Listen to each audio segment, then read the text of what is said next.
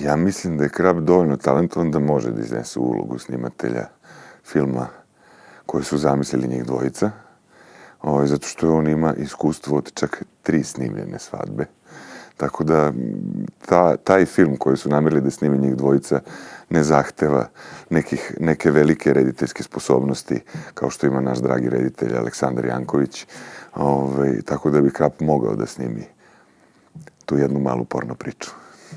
Krapova najveća vrlina je ta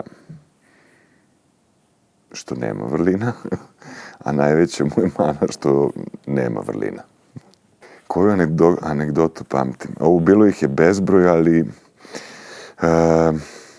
pa ne znam, nešto preko fotelje neke sam trebao da se, i to sam ja smislio, da se nagnem preko neke fotelje koja se ljulja i to u tom trenutku kada sam uradio nisam postavio još jedan dodatni jastuk i onda mi je cela leva strana bila modra, ali to je onako jedna od blažih anegdota s tog filma, da ne idemo dalje u tih 16 dana.